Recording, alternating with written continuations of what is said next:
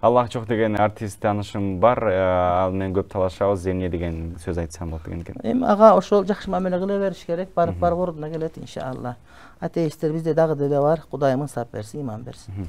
WhatsApp аркылуу келинчегиме талак бердим, эмне болот деген. Ошол текстти карап көрүш керек. Түшө турганы бар, түшпөй турганы бар. Анткени кат менен жазылган талактарда ошол талак даректелген болуш керек жана таандык кылынган болуш керек жана ниети бар болгон болуш керек.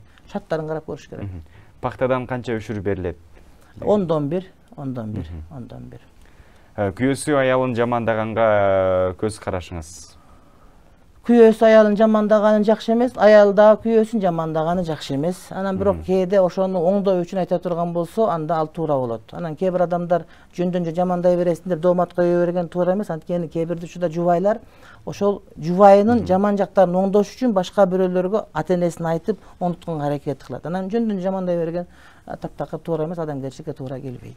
Мен денсаулыгыма байланыштуу айт намазына бара албадым, үйдө окудум, кабыл болобу? Айт намаз үйдө окулунбайт, ал айт намаз эмес. Оору болсоңуз сизге айт намаз важип эмес. Жакшы. Кийинки суроо, мен намаз окуйм, дубалар кабыл болот, намаздан кийин ошондой болобу? Ооба, эгерде намаздан кийин сүннөт намаз жокпу, дароо дуа кыласыз. Эгерде намаздан кийин сүннөт болсо, сүннөттөн кийин, андан кийин дуа кыласыз. Ушундай хадистер бар. 5 мүнөткө чукул убактыбыз калды. Дагы да болсо суроолорду жаңыртып берели. Ажыга барган аял шарф салып жүрөт, бирок юбка кийип жүрсө болобу деген. Эгер юбкасы узун болсо, шарфы деген анын моюндарын, кулактарын жаба турган болсо, эмне үчүн болбосун?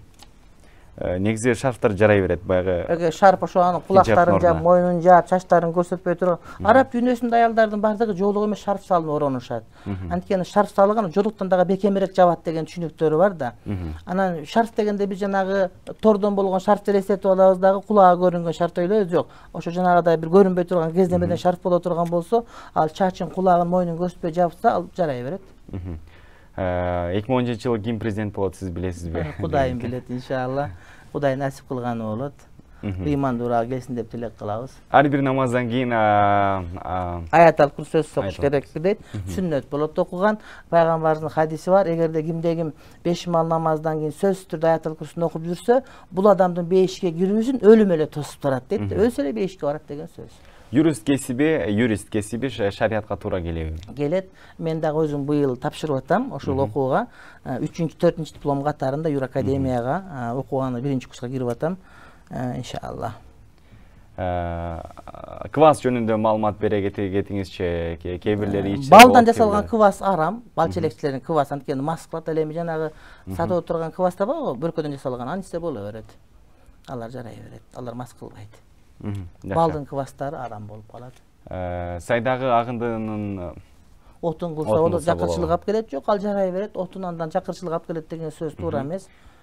Арафа орозо жөнүндө кенен айтып бересизби деген экен. Пайгамбар алейхиссалам айткан, Арапа күнкү орозо өткөн бир күнөн жылдык күнөөнү кечирет жана келе турган бир жылдык күнөөнү кечирет деген ушундай хадис бар. Ошондуктан кечээ күнкү орозону кармаган бул сүннөт болот, бирок ажыларга эмес. Ажылар орозо кармабаганы жакшыраак. Ал эми бизге окшогон аж эместер орозо кармаганы жакшыраак болот. Жакшы.